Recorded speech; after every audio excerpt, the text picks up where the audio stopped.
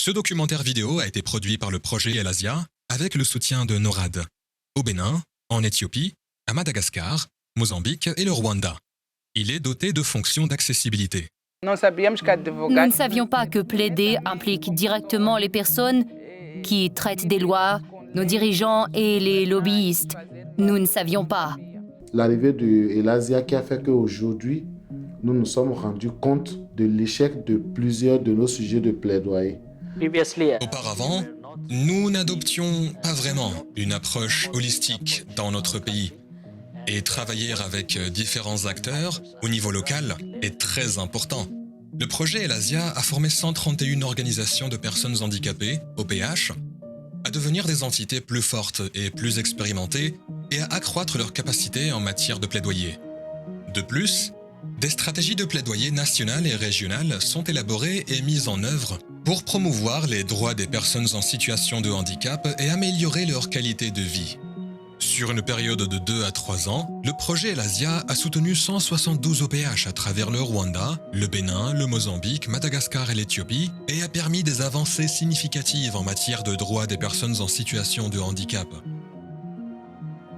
Le projet El Asia est un projet holistique et ça apporte beaucoup de choses en termes de thématiques.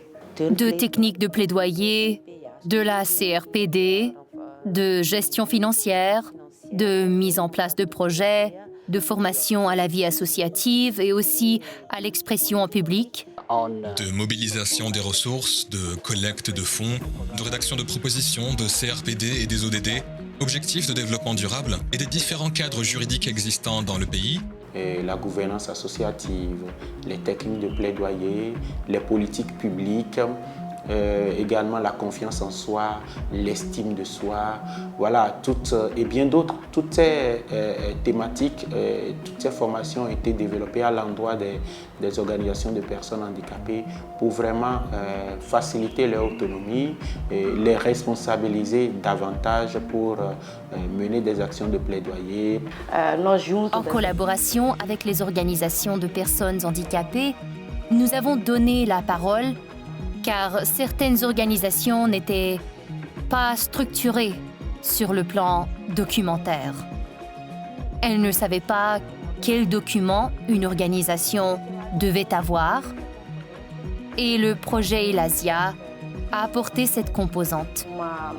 Je me souviens très bien que lors d'une action de plaidoyer, nous avons réalisé que tous les efforts déployés pour renforcer les capacités des organisations étaient présents, car des organisations telles que Akamo et Albimoz ont pu rencontrer le gouvernement et mener un plaidoyer efficace pour les droits des personnes handicapées.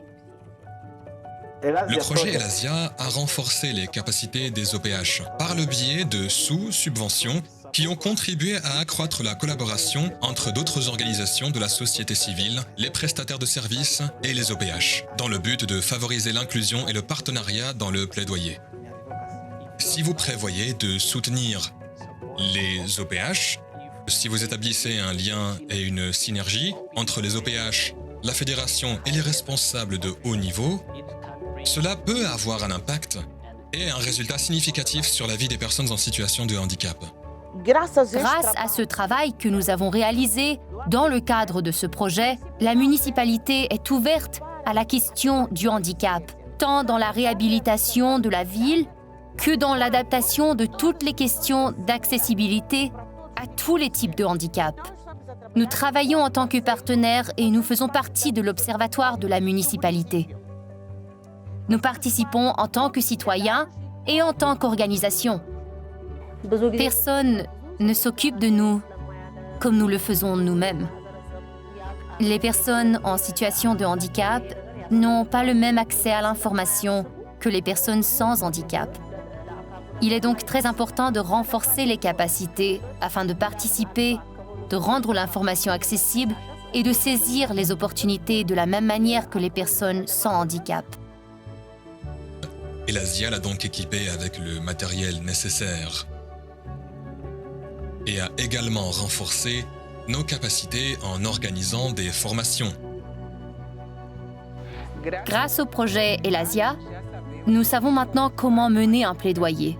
On sait comment préparer un sujet de plaidoyer, comment présenter un sujet de plaidoyer, comment faire un lobbying, chez qui fait un lobbying.